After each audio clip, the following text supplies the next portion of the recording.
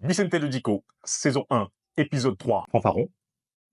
Mais avant, petite nouveauté, parce qu'il y a plein de gens qui regardent la première, enfin plein de gens, il y a 4-5 personnes qui n'ont pas compris vraiment le concept. Je vais pas le répéter à chaque fois. Donc, générique. Je prends un mot du dico, un mot bien costaud, je lis sa vraie définition. Merci le Robert, bravo. Puis je vous sers ma version, un peu moins académique. Bienvenue dans mon sketch linguistique.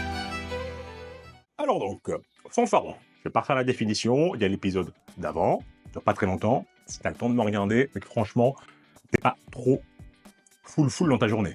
Donc t'as tout dans l'ancien épisode. Il nous reste 3 profils.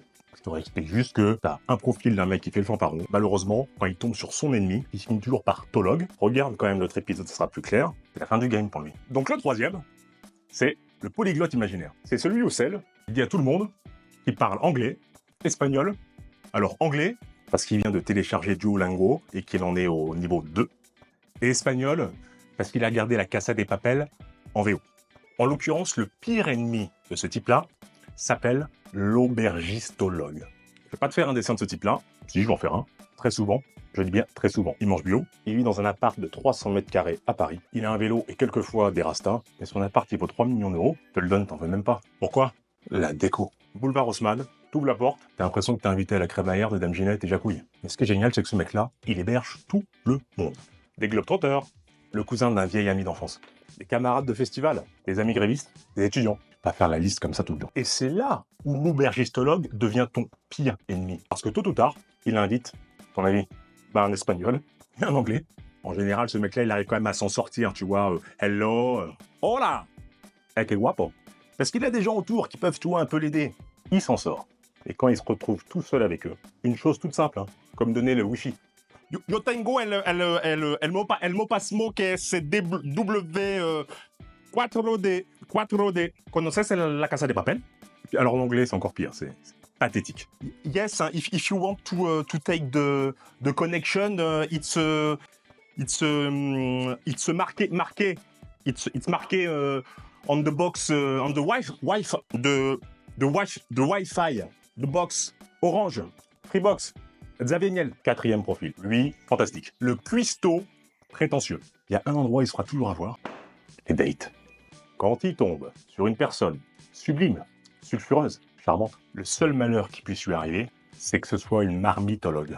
Et dans la catégorie des cuistots prétentieux, t'as 2 sous-catégories. T'as celui qui a une chanson dans sa tête, Already. Je veux qu'elle vienne chez moi, je veux qu'elle vienne chez moi, je veux qu'elle vienne chez moi, je veux qu'elle vienne chez moi, je veux qu'elle vienne chez moi, je veux qu'elle vienne chez moi. Et si la marmitologue dit, j'adore les mecs qui cuisinent, un mec derrière les fourneaux, tellement sexy, bingo.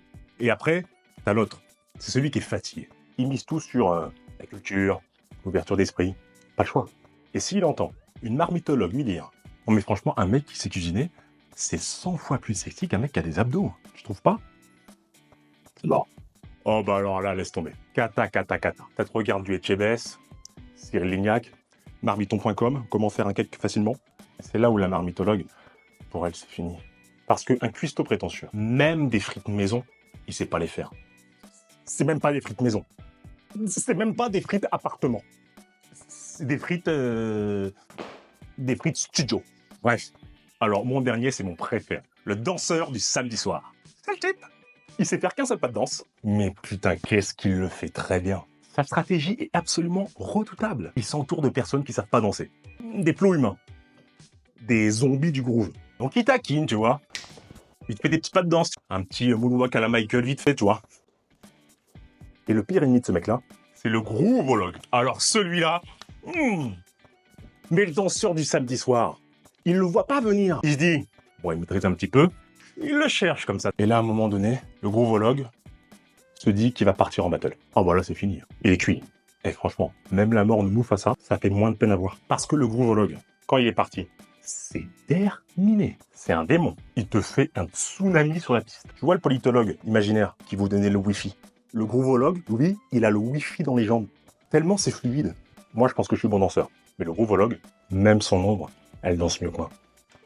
Et à chaque fois que le fanfaron se fait piéger, il te sort toujours cette même phrase. Cette phrase, c'est la dernière bouée qu'il a pour sauver son honneur. La bouée, elle est éclatée, hein. Il y a même plus d'air dedans, hein. Mais il a que ça. Vous êtes prêts pour la phrase? D'habitude, j'arrive, mais là, franchement, je suis fatigué, je sais pas ce que j'ai. Bah, c'est ça ma définition d'un fanfaron. Et puis si t'es pas content, prends la route. Linguistique.